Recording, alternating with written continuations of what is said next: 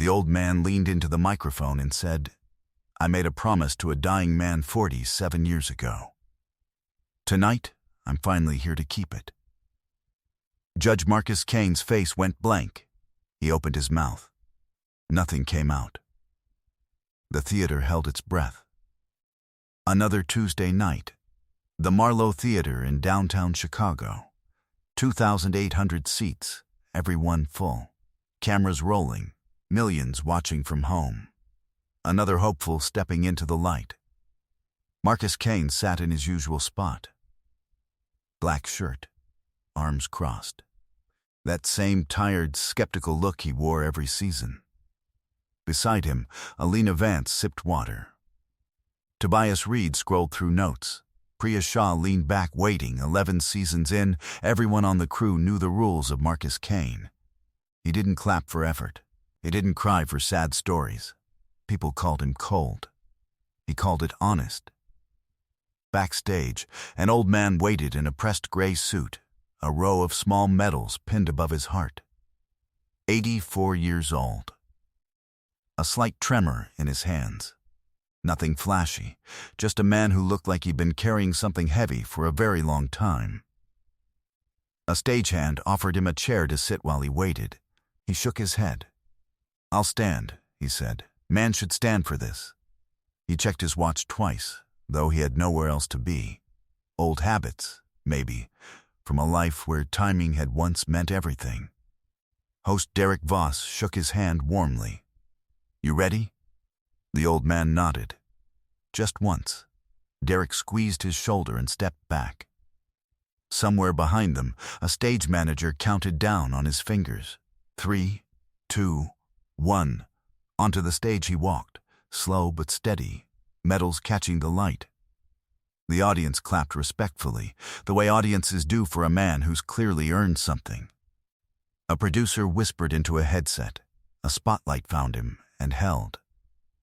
"What's your name, sir?" Derek asked. "Harold Whitfield. Folks call me Hal. How old are you, Hal?" 84 years young. "And what are you going to sing for us tonight?" "An old song," Hal said. "One I haven't sung out loud in a long time." "Who are you singing for tonight, Hal?"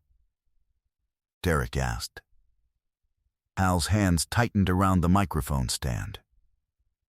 "For a promise," he said.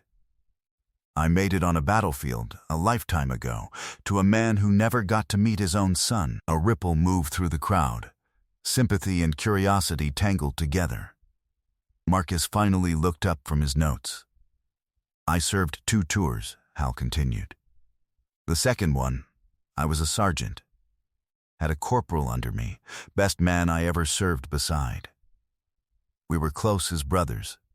Closer, maybe. Split rations, split watch shifts, split whatever news came from home." His voice was steady but heavy, like each word cost him something.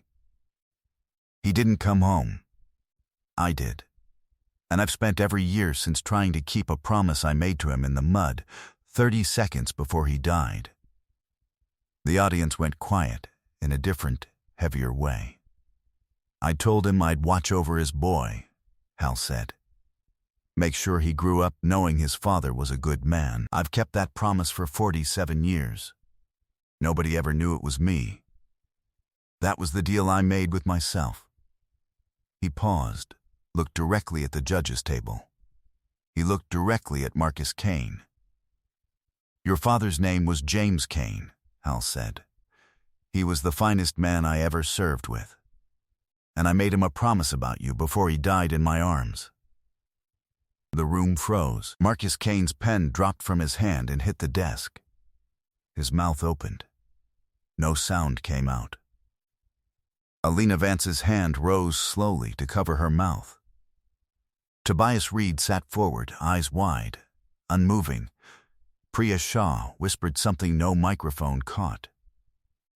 And Marcus Kane did something he had not done in 11 seasons behind that desk. He stood up. To understand what happened next, you need to understand what happened 47 years earlier. Marcus Kane never knew his father as anything more than a folded flag and a photograph on his mother's dresser. James Kane shipped out 3 months before Marcus was born and never came home. All Marcus ever had were second-hand stories, a few letters, and a mother who cried quietly every year on the same date and never explained why until he was old enough to understand. What Marcus never knew was that James Kane hadn't died alone and hadn't died without a final request. Hal Whitfield had been beside him in the mud that night, both of them penned down after an ambush went wrong. The rain hadn't let up in 3 days. Radios were down. Reinforcements were still an hour out, maybe more. James was hit twice. Hal dragged him behind a ridge and held pressure on wounds that were never going to close in time. They both knew it, the way soldiers always seem to know, faster than the medics ever could say it out loud. "I've got a boy coming," James told him, breath ragged, blood on his teeth. "Never met him. Never will." "Don't talk like that," Hal said, pressing harder, as if pressure alone could hold a man to the earth. "Promise me something," James said. "Watch over him.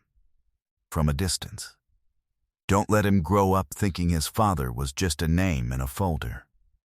But don't let him grow up leaning on a stranger's charity either. Let him become his own man. Just make sure he's all right." "I promise," Hal said, and meant it with everything he had left. James Kane died 4 minutes later, in the mud, in his friend's arms, having never once seen his son's face. Hal held on to him another 10 minutes after that, unwilling to let go until the medics finally pulled him away. Hal came home 8 months later, quieter than he'd left. He carried the promise the way some men carry shrapnel, invisible, but never fully gone. He found Marcus's mother's address through military channels and never once knocked on her door. He'd promised James distance, not intrusion. Instead, he watched from the edges. He learned when the rent was hard to make and left an envelope of cash in the mailbox with no note. He learned when Marcus, at 16, needed money for a music program he couldn't afford, and a scholarship appeared from an organization that, if anyone checked closely enough, didn't quite exist beyond a single bank account Hal funded himself. He learned when Marcus's mother got sick one winter, and a check for the hospital bill arrived signed only a friend of James's. He never once met the boy. He watched from concert halls and school gates and later from television screens as Marcus Kane grew into someone his father would have been proud of. He kept a scrapbook, eventually, newspaper clippings, a program from a school recital, later a magazine cover, never shown to anyone, kept in a drawer beside his medals. Every quiet act was the same size in Hal's mind as the promise itself. Small, steady, anonymous. Exactly the way James had asked.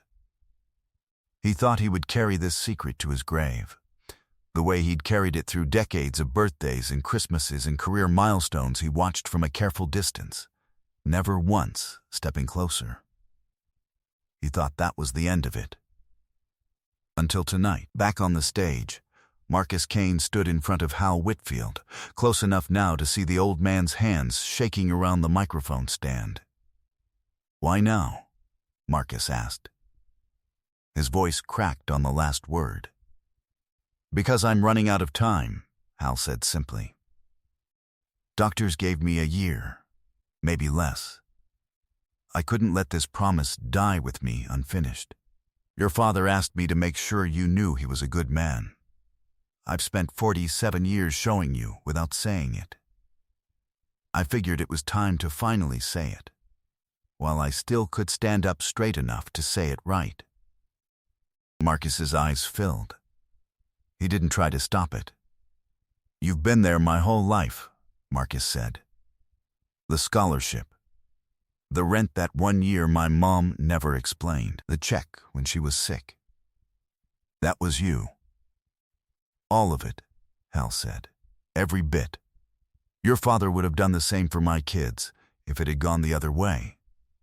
We used to talk about it, actually, whose family would look after whose. Neither of us thought we'd have to. I always wondered, Marcus said quietly. My mother used to say someone was watching out for us. She never had a name for it, just called it Grace.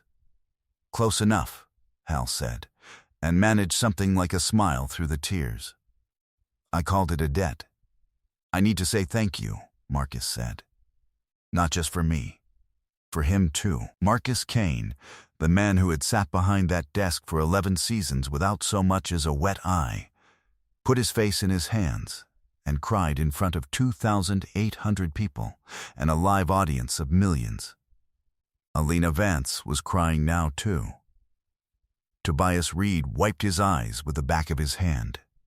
Priya Shaw had both hands pressed to her mouth. Marcus crossed the stage and embraced Hal Whitfield like he was finally, after 47 years, shaking his father's hand through someone who'd carried it for him. The audience rose to its feet. Every single one of them. Applause thundered through the theater like weather. Backstage, other contestants pressed toward the wings just to watch. Someone in the balcony was openly sobbing into a jacket sleeve. Derek Voss, usually never at a loss for words, simply stood back and let it happen, wiping his own eyes with his sleeve. If this story is moving you right now, share it and subscribe so you never miss one like it. Then, slowly, Marcus stepped back, wiped his face, nodded at him. Sing it, he said softly. Whatever song you came here to sing. For him. And Hal did. Harold Whitfield's voice filled the Marlowe Theater, thin with age but unwavering, carrying 47 years of a promise finally spoken instead of merely lived. It was an old wartime ballad, the kind soldiers used to sing around fires a lifetime ago. The same song, Hal explained afterward, that James Cain used to hum under his breath on quiet nights overseas. Waiting for letters from a wife, carrying a son he'd never meet. His voice cracked more than once. Nobody in the theater minded.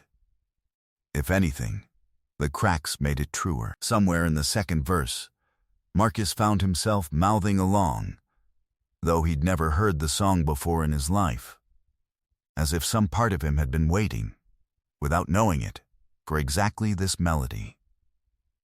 When he finished, Marcus Kane didn't say a word.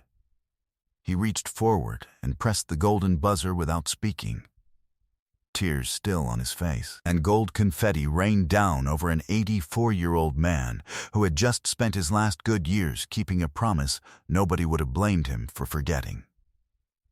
Hal stood very still beneath the falling gold, medals catching the light one more time, and for just a moment looked less like a man who had won something and more like a man who had finally set something down. In the months that followed, Marcus spent every free weekend at Hal's side, filling in 47 years of a father he'd never gotten to know secondhand, one story at a time. He learned his father's laugh, his father's temper. The way James used to talk about the son he'd never meet like the boy was already a sure thing. He asked to see the scrapbook. Eventually, Hal handed it over without a word, and Marcus sat with it for an hour, turning pages of his own life he'd never known someone else had been quietly collecting. Hal moved into a small guest house on Marcus's property that spring, at Marcus's insistence, so no visit ever again required an envelope in a mailbox or a scholarship with no return address. Marcus had a second set of medals framed, James's and Hal's side by side, and hung them in the front hallway where every visitor would see them first. They never talk about how much time Hal has left. They just talk about James and let the rest sort itself out. Some evenings Marcus catches Hal humming that same old wartime ballad while he waters the garden, and he lets it play out, all the way to the end, before either of them says a word. Some promises take a lifetime to keep. Some are never really finished. They just get handed, quietly, from one good man to the next.